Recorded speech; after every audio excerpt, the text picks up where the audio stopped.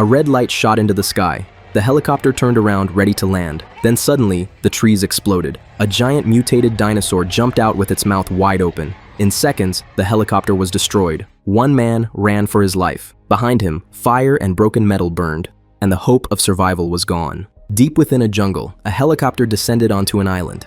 Doctors and scientists were at work, drawn to a strange sight. A frozen chamber holding the preserved body of a hybrid creature, part dinosaur, part something else. Two top specialists were called in for further analysis, but during the operation, a critical failure occurred. The containment field faltered. As alarms shrieked, staff scrambled to regain control. They rushed to seal the facility manually. In the chaos, one of the hybrids broke loose. A doctor, attempting to administer sedatives, was trapped inside with the beast. There was no escape. The creature, born from their own experiments, killed him.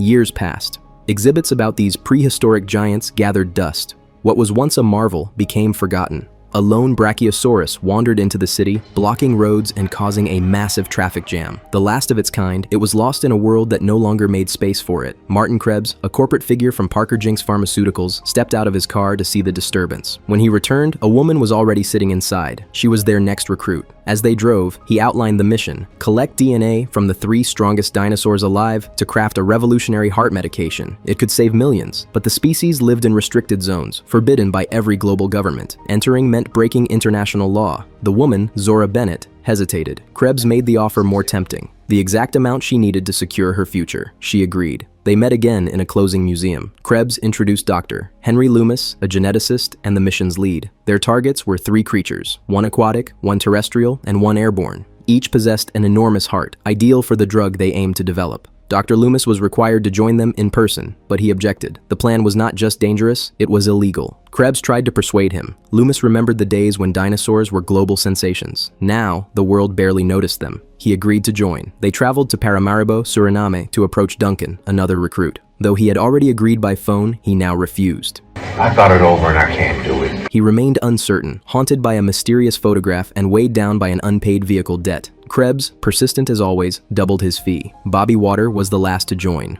A hardened security expert, his task was simple: keep the dinosaurs from killing anyone. Their first target lay 240 kilometers south of their base, near the equator. Inside the boat, they discussed the plan. Dr. Loomis prepared custom arrows fitted with DNA extraction tubes. To work, they would have to get within 10 meters of the creature. On the journey, Duncan shared a quiet moment with Zora. He spoke of Booker, a friend lost on a previous mission. He opened up about his strained marriage and the brief visits with his son. They exchanged light jokes. Duncan still believed in the work, so long as the team could see it through. Elsewhere at sea, a small family sailed. Reuben spoke with his daughter Isabella and Teresa. Teresa's boyfriend, Xavier, was also with them. When it was Xavier's turn to steer, he refused, claiming exhaustion. Reuben reminded him they were above deep waters, 2,000 meters below, and letting go of the rudder was not an option. Left with no choice, Reuben took the helm again and continued. Teresa, hoping to ease his frustration, offered to take over. Reuben told her he had wished it was just the 3 of them so they could have a proper goodbye. Teresa, clearly worn down, reminded him she was only moving to New York. Suddenly, a strange sound caught Reuben's attention. It wasn't just the wind. Something massive moved in the water. They were surrounded. Before they could react, something struck the boat.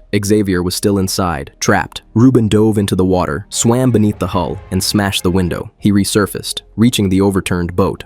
Xavier followed soon after, climbing out of the water. But behind him, a massive dinosaur emerged. It moved toward him, cutting through the waves. Xavier reached the boat just in time. Later, Zora sat alone, staring out at the open sea. She was quiet, distant, lost in thought. Loomis approached and sat beside her. He asked if she really was a mercenary. She replied that she worked in situational security and tactical response. He said her life sounded exciting. They shared a quiet laugh. She wished him good night and walked away. By morning, Duncan picked up a distress signal over the radio. It came from the family at sea. They were 45 kilometers off course. Bobby suggested they ignore it and leave the matter to the Coast Guard, especially since they were near Mosasaurus territory. But when Zora got a visual through her binoculars, they made the call to divert.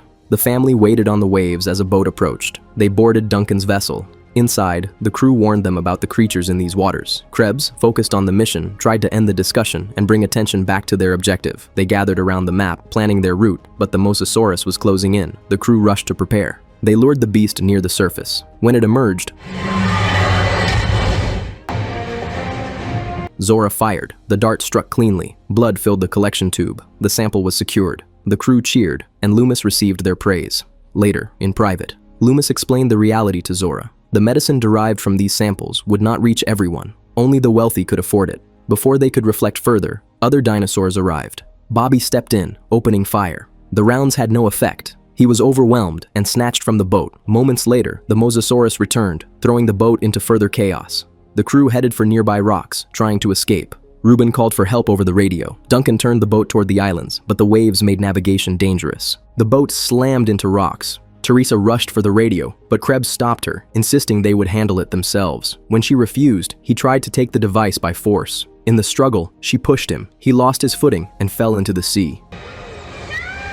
Xavier jumped in after her. The others abandoned ship. Duncan stayed long enough to drive the vessel into the rocks. It shattered on impact. The survivors swam through the wreckage and made it to shore. Teresa and Xavier regrouped and rejoined the rest of the family. The crew emerged soon after. Krebs told everyone to leave the beach immediately. Sea creatures hunted along the coast. Nina, another member of the team, rejoined them, but was ambushed by a dinosaur shortly after. Reuben, his daughters, and Xavier eventually reached a rise in the land. From there, they could finally see what lay beyond the fog. Krebs then revealed the island's secret. It was not just a sanctuary, it was a laboratory. When natural species failed, scientists built replacements. Genetically enhanced creatures now roamed freely. They were engineered for strength and spectacle. Some doubted him. He didn't care. These creatures were worth millions. Killing them was not an option. He had arranged for an extraction team. They would fly over the island at sunset the next day. The crew would have 2 minutes to board. If they missed it, they would be stranded.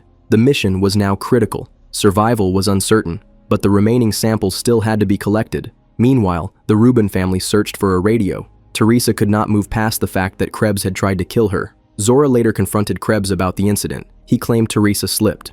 Zora didn't believe him. She warned that if he was lying, she would deal with him herself. Elsewhere, Isabel encountered a small mutated dinosaur. Teresa arrived just in time to scare it off. Reuben took the moment to thank Xavier for saving his daughter. Back with the crew, Krebs bent down to drink from a river and noticed a necklace in the water. When he looked up, he saw human remains, a gun still gripped in a skeletal hand. He reached for a stick and tried to retrieve the weapon. Nearby, Xavier had stepped away to relieve himself. That's when he saw a dinosaur in the distance. Xavier stood frozen, unable to move. The next day, the crew pressed forward. Strange noises echoed through the dense terrain. They lowered their voices and moved carefully. A massive tail swept across the trees.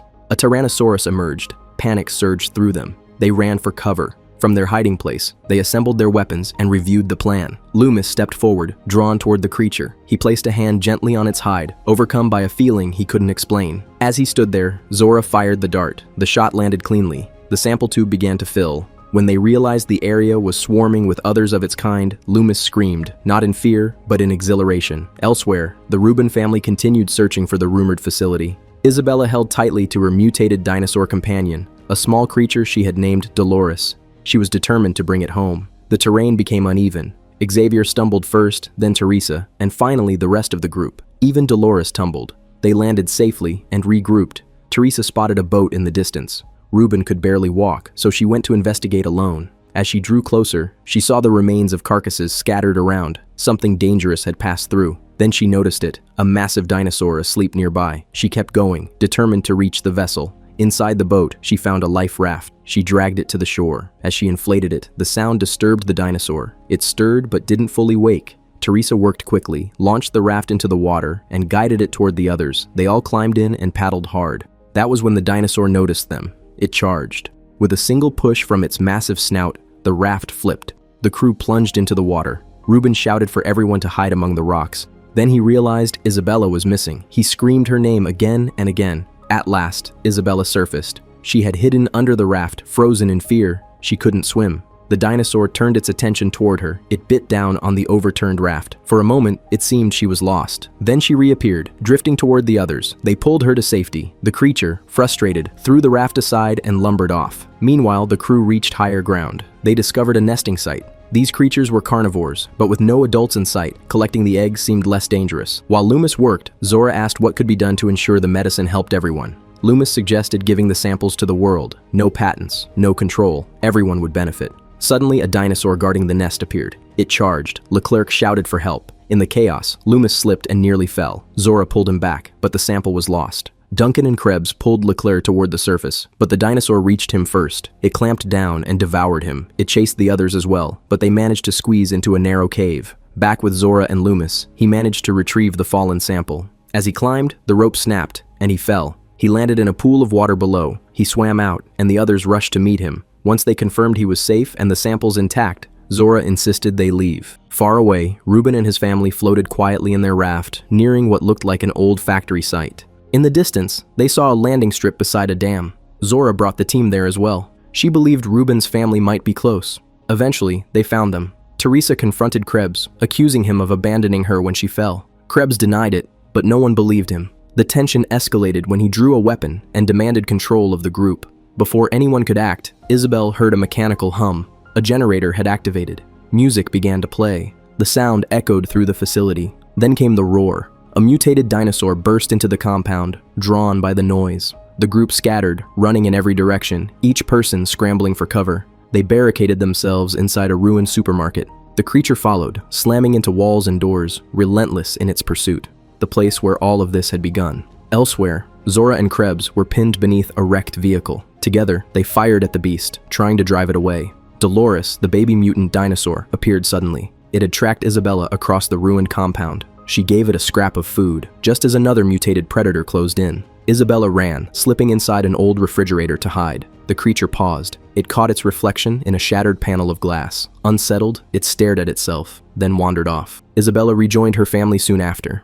The rest of the group moved through the maintenance tunnels, searching for another exit. Duncan and Loomis found a ventilation shaft that led directly to the ocean. Through it, they saw a rescue helicopter approaching. Inside a nearby freezing chamber, more preserved dinosaur types waited in containment. Duncan went to look for the others. Loomis stayed behind to signal the chopper. Elsewhere, Krebs, now alone with the DNA samples, found a car key and made a break for it. He left Zora behind without a word. She crawled out from beneath the now missing vehicle and ran for cover among the trees. There, she spotted an access tunnel and disappeared inside. Above, the helicopter circled. With no movement on the ground, they prepared to leave. Loomis lit a flare and hurled it skyward. The pilot spotted it and turned back. But before they could descend, a colossal mutated dinosaur emerged from the trees. It launched into the air and tore the helicopter apart in seconds. Loomis escaped on foot, sprinting back to warn the others. The group regrouped, except for Krebs. Loomis delivered the news. Their ride was gone. The only way out was through the underwater tunnels, using a rubber raft. Krebs kept going. He drove through wreckage, tunnel vision narrowing everything but escape. The mutated dinosaurs he passed did not attack. They only watched, until the largest one stepped into his path. He swerved but kept control of the vehicle. In the tunnels, the group pressed on. At the exit, a control panel blocked the way. Only Isabella could squeeze through the narrow gap. She slipped inside. To her horror, the massive dinosaur that had destroyed the helicopter stood nearby. But she kept going. She reached the panel and opened the gate. Outside, the monster now blocked Krebs's route. It stopped him without effort, then picked him up and devoured him. From the wreckage, the group spotted the dropped DNA samples. They raced toward the raft, but Isabella froze. The dinosaur was closing in, eyes locked on her. Duncan acted. He lit a flare and ran into the sea. The light and motion drew the predator away. The rest climbed onto the raft. Zora looked back, helpless, as Duncan vanished into the water. The raft held. They paddled with everything they had. Behind them, the creature thrashed in the shallows. Then, far off in the distance, a small light appeared. Duncan, alive. He had survived. They pulled him aboard. Cheers broke out. Even Dolores had made it, gripping the edge of the raft. As the sun rose, Loomis and Zora looked over the remaining samples. He told her the decision was hers. She stared at the vials, then said they would give it to everyone. Dolphins surfaced near the raft. The sea calmed. Laughter returned. The survivors keep going in their little raft.